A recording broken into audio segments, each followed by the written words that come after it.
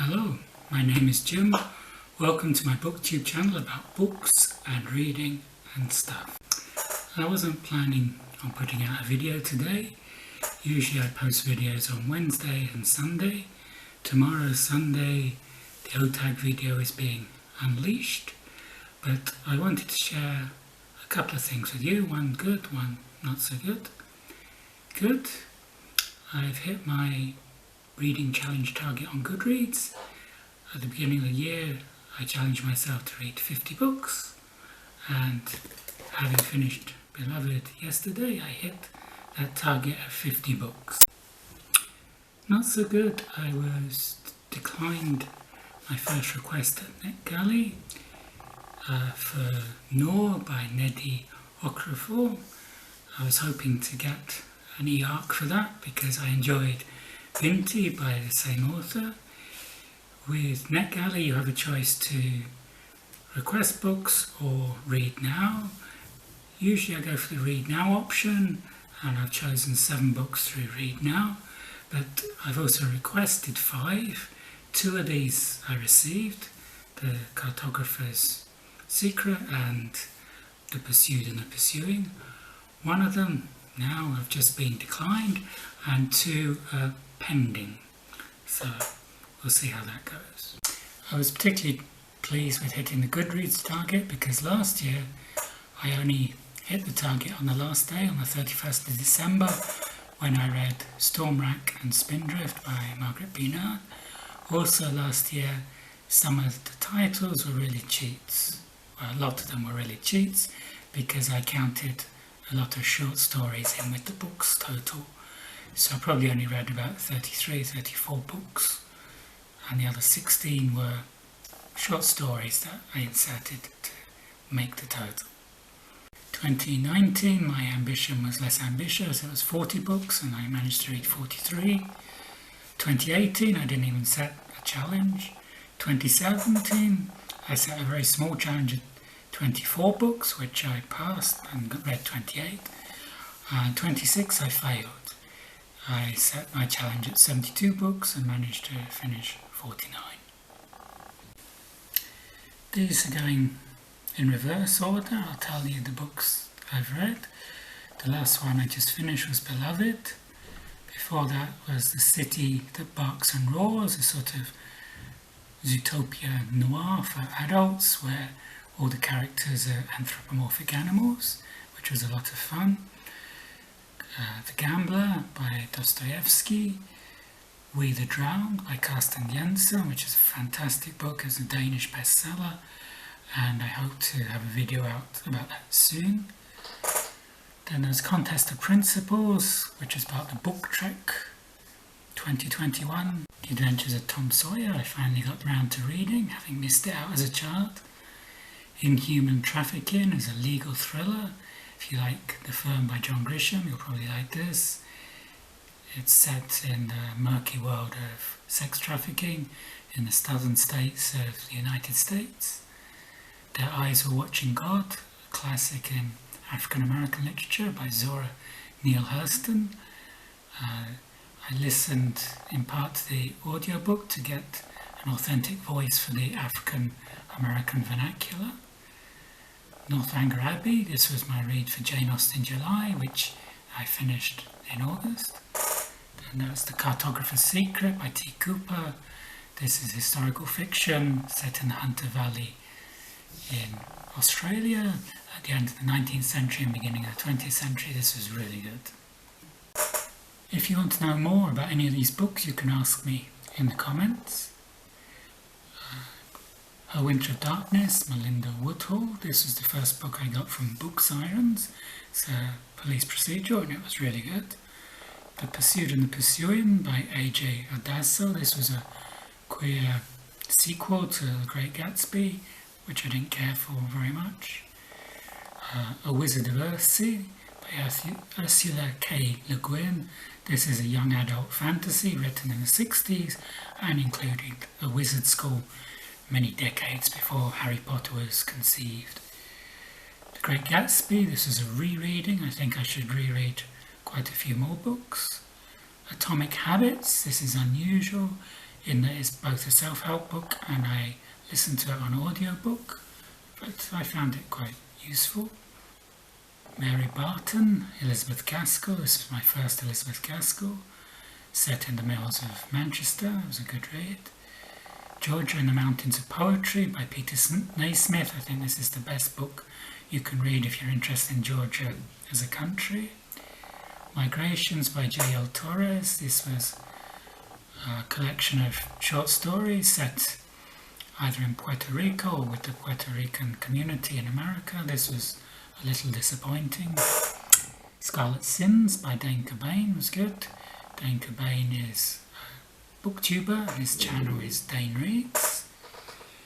Thames Path Killer, another police procedural, but this one was a little disappointing. Winter Loon by Susan Bernard.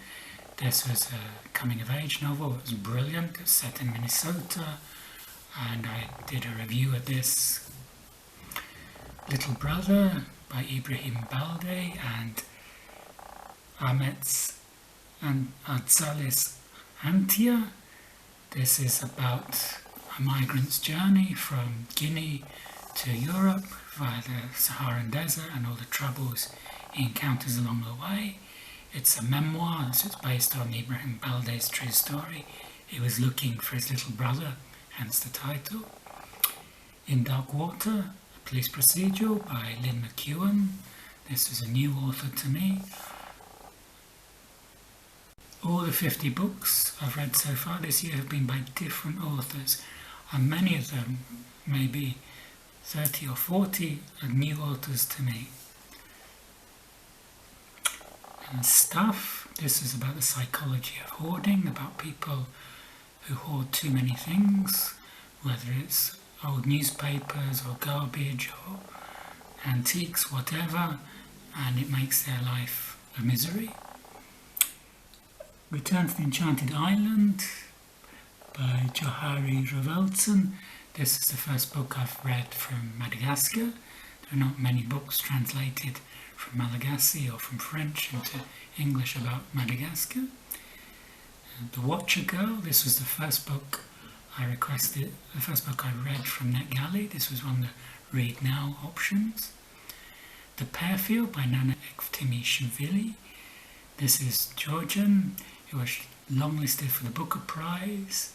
I read it because it was Georgian. It's a difficult read. It's about a children's home in Georgia where a lot of abuse is taking place. The novel is a fiction, but it's based a lot on the real life experiences of the author.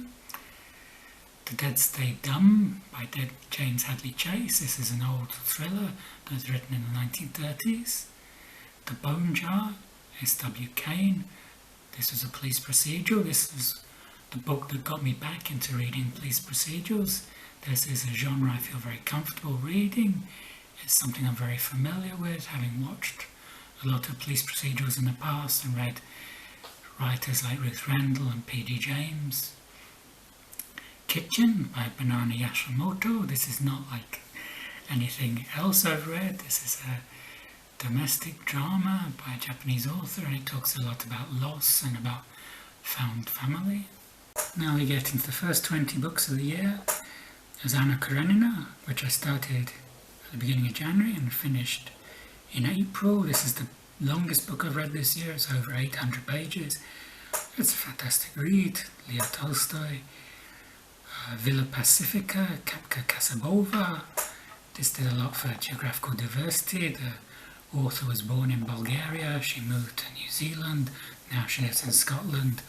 And the book is set in South America. The main protagonist is from Finland, and there's other characters from countries like Paraguay, so there's a lot of geographical diversity there.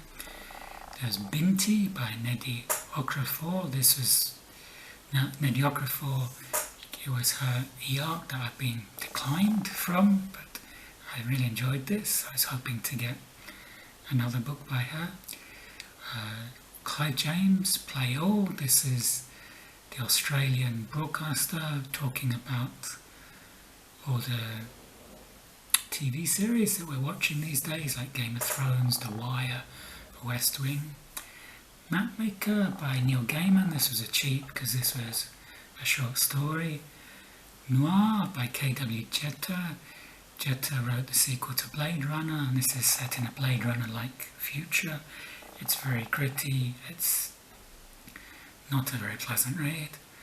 Meridian by Alice Walker. This was recommended to me by Hannah's Books, and it was a great read. I read Strong Poison by Dorothy L. Sayers. My mother loved Dorothy L. Sayers. This was the first book I read by her, and I wasn't particularly impressed. Mark Nash, 28 Far Cries. This is a collection of flash fiction. Mark Nash is another booktuber. This is a great collection. Mark Nash is a real Picasso with the words. You might need a dictionary to read this, but it's worth the read. Ninth House by Leigh Bardugo. This is dark academia fantasy set at Yale University. I'll talk about that some more in the OTAG tomorrow. Freshwater by Akwaeke Emeze. Akwaeke Emeze is non-binary. They are from Nigeria. This is quite unlike anything I've ever read before, but it was brilliant. The central character Ada, depending on how you look at it, is possessed by these Igbo spirits, or she suffers from multiple personality disorder, and it's a coming of age story. The Egg by Andy Weir. This is another cheat because this is a short story. It's quite a sweet short story. Charlotte's Web by E.B. White. This is a classic children's story, another one I missed in my childhood. I'm catching up now. Solitary by Albert Woodfox. Albert Woodfox was a member of the Black Panthers.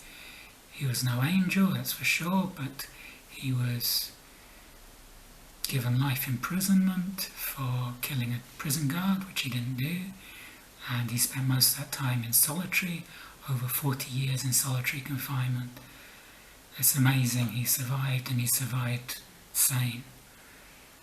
Then there's a collection of short stories by Gabriel Garcia Marquez, Bon Voyage, Mr. President.